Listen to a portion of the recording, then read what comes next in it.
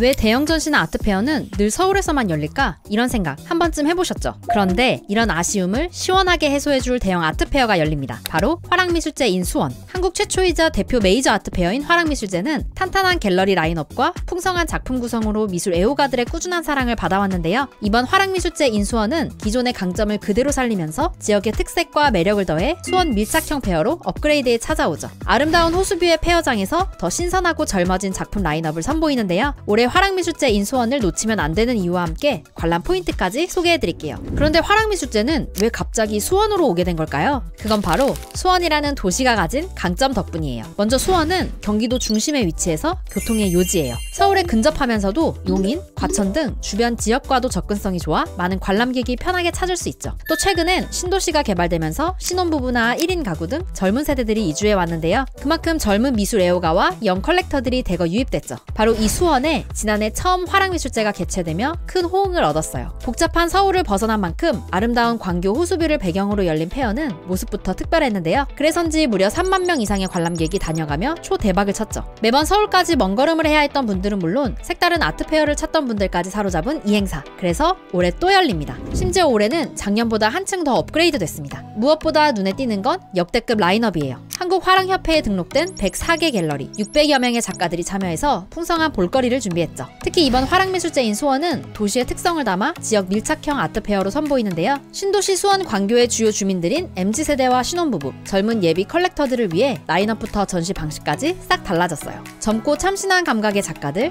일명 이머징 작가들의 작품을 대거 모아서 생동감을 더합니다. 노란색 다랑아리 위로 알록달록한 꽃들이 활짝 핀 이 그림. 요즘 젊은 컬렉터들 사이에서 엄청난 사랑을 받고 있는 수레아 작가의 작품인데요. 동그란 눈에 씩 웃고 있는 다랑아리라니 정말 귀엽지 않나요? 작가는 초현실주의에서 영감을 받아 상상 속 세계를 펼쳐내는데요. 전통 소재인 다랑아리를 현대적으로 풀어내며 영 컬렉터들의 마음을 사로잡습니다. MZ 컬렉터들을 매료시킬 작품은 이뿐만이 아닙니다. 핫핑크와 블루의 강렬한 대비와 만화 같은 그림체가 매력적인 이 그림. 바로 만욱 작가의 작품인데요. 작가는 동물이나 자연을 자주 등장시켜요. 이를 통해 인간과 동물, 자연이 함께 어우러지는 공존의 메시지를 전하는데요. 지구와 환경에 대한 관심이 높아진 요즘 젊은 세대들의 열렬한 지지를 받고 있는 작품이죠. 또 피규어나 아트토이를 사랑하는 어른이 컬렉터를 위한 작품도 있습니다. 먹음직스러운 도넛을 들고 있는 소녀. 매끄러운 표면과 다채로운 컬러가 경쾌한 느낌을 주는데요.